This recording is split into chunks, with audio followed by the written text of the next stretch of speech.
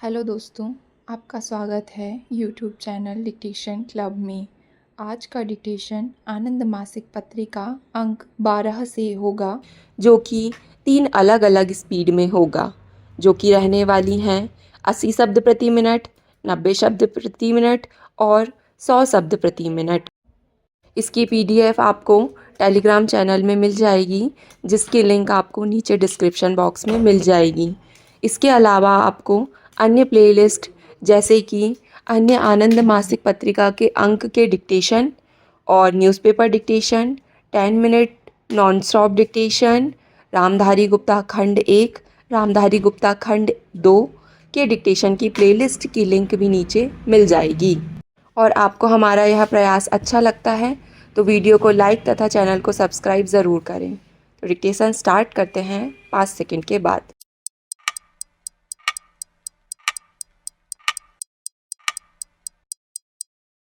Start.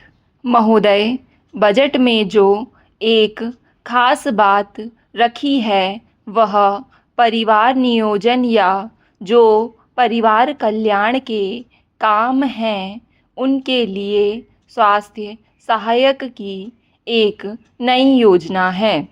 मैं ऐसा मानती हूँ कि अगर स्वैच्छिक तरीके से इस काम को हम कराते हैं तो इसमें अच्छी सफलता हमको मिल सकती है और स्वैच्छिक तरीके से इस काम को कराने के लिए ये जो स्वास्थ्य सहायक होंगे इनका बहुत ही महत्वपूर्ण काम होगा।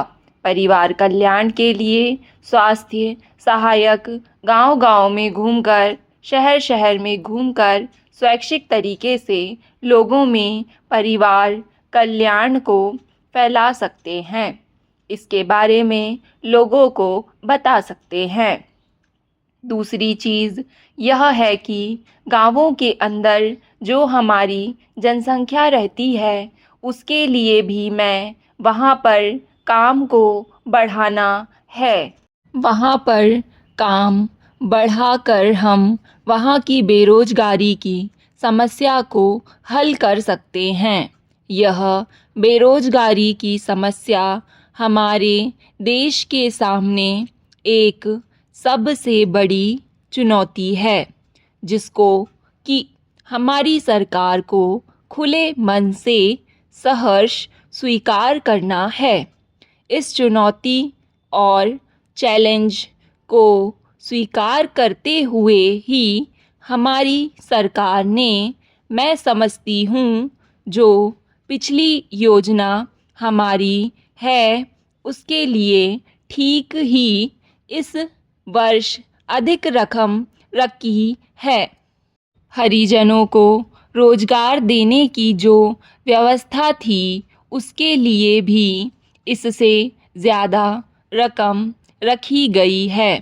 उनके लिए आंकड़े नहीं देना चाहती क्योंकि उसमें समय लग जाएगा, लेकिन जो आंकड़े हैं वे बताते हैं कि सरकार ने इन चीज़ों को बहुत महत्व दिया है।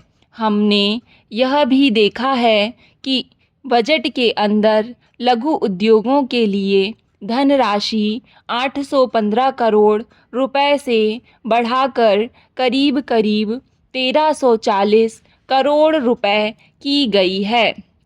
लघु उद्योगों से हमारे ग्रामीण क्षेत्रों में काफ़ी लाभ पहुंच सकता है। आज हमारे देश के सामने गांवों में बेरोजगारी की समस्या है। गांवों में दो तरह के बेरोजगार युवक हैं। एक तो वे हैं जो कि पढ़े लिखे हैं और दूसरे वे हैं जो पढ़े लिखे नहीं हैं। उनको हम ऐसे काम दे सकते हैं जिनको कि श्रमिकोन्मुख योजना कहते हैं। उसके द्वारा काफ़ी काम दे सकते हैं, विकास हो सकता है। इस बजट में इस बात का ध्यान रखा गया है जो कि 20 सूत्री कार्यक्रम है। उसमें हमारा एक अति विशेष कार्य है स्वच्छ व शीतल पेयजल सभी को उपलब्ध कराने का। महोदय, हमारे देश में ऐसे गांव हैं जहां पर कि पेयजल की कठिनाई है। वहां के लिए हम अच्छा पेयजल देने की योजना बनाएं। मुझे इस बात की खुशी है कि सरकार का ध्यान इस बात पर गया है। हमारे देश के जो समस्याग्रस्त गांव हैं उनके लिए भी इस बजट में काफ़ी रुपया रखा गया है, जिससे कि हमारे समस्याग्रस्त गांवों की समस्याएं हल हों। ये ऐसे कार्य हैं जिनके द्वारा हमारे गांवों में रहने वाले लोगों का जीवन स्तर ऊंचा होगा, स्वास्थ्य भी अच्छा होगा।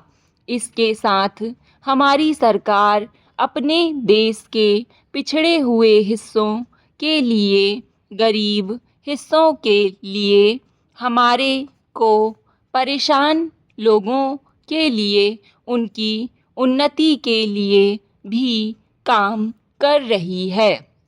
उनके विकास के कार्यक्रम भी हमारे राष्ट्र के सामने हैं। ऐसे जो कार्यक्रम हैं उनके लिए विशेष तौर से आयोजन किया गया है। प्रत्येक कार्यक्रम के लिए काफ़ी बड़ी धनराशि रखी गई है। भारतवर्ष में जिस तरह से बड़ी जनसंख्या है, उतनी बड़ी जनसंख्या वाले चीन या एक दो और बड़े देश हैं। वहाँ पर भी हम जानते हैं कि देश चीन और दूसरे देश अपने तरीके से अपने अपने यहाँ इस कठिनाई को देखते हैं और इसकी बात करते हैं। सन 1971 में चीन ने भी परिवार नियोजन को बड़े ज़ोरों से आरंभ किया और 1% समृद्धि दर कम कर पाए हैं 10-11 वर्ष में। और उनकी ऐसी योजना है कि करीब 2000 में नकारात्मक समृद्धि बनेगी और 2050 में जनसंख्या 35 करोड़ तक आ जाएगी। इस तरह से हम देखते हैं कि हर एक देश अपनी आवश्यकता के अनुसार योजना को बनाता है।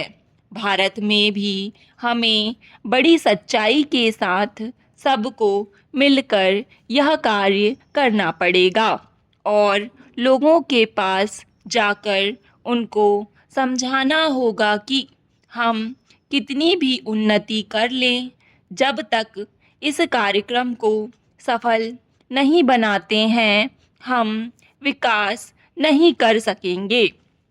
जैसा कि प्रधानमंत्री जी ने कहा है कि एक जन आंदोलन बनाकर चलेंगे, जिसमें हमारे माननीय सभा के सदस्य और जो भी जनता के प्रतिनिधि हैं और सब लोग इसमें हाथ बटाएंगे और राजनीति से ऊपर उठकर जब तक इस कार्य को नहीं करेंगे तब तक आंदोलन नहीं बन पाएगा। मैं समझती हूँ कि समाज कल्याण या परिवार कल्याण के लिए ऐसा दृष्टिकोण उचित है। सभापति महोदय, मैंने बहस के बीच में बोलने की आशा नहीं की थी, क्योंकि हमने अपनी नीति को बहुत स्पष्ट कर दिया है। मुझे एक माननीय सदस्य से यह सुनकर आश्चर्य हुआ है कि हमारी नीति स्पष्ट नहीं है। मेरे विचार में हमारी नीति बिल्कुल स्पष्ट है। मुझे इस बात पर आश्चर्य है कि हमारे माननीय सदस्यों को हमारे देश की जनता पर विश्वास नहीं है, जिसे वे बराबर प्रकट कर रहे हैं। हम क्या ऐसे नागरिक हैं जिन्हें अपने में भी विश्वास नहीं है। बहस को सुनते हुए मुझे ऐसा लगा कि यह प्रश्न उस प्रश्न से कहीं अधिक महत्व का है। बांग्लादेश के शरणार्थियों का क्या हो रहा है? यदि हमें अपने पर विश्वास नहीं है तो हम कुछ कहें तो उसका कोई मतलब नहीं रह जाता, क्योंकि हम उसे उपयोग में नहीं ला सकते। मैं यहाँ जो कुछ कह रही हूँ अपनी जनता और अपनी सरकार में असीम विश्वास के साथ कह रही हूँ। मुझे इसमें संदेह नहीं कि जो समस्या हम पर आ खड़ी है हम इसका सामना कर सकते हैं। इसका क्या अर्थ है? क्या इसका मतलब यह है कि किन्हीं शरणार्थियों को कोई कष्ट नहीं होगा?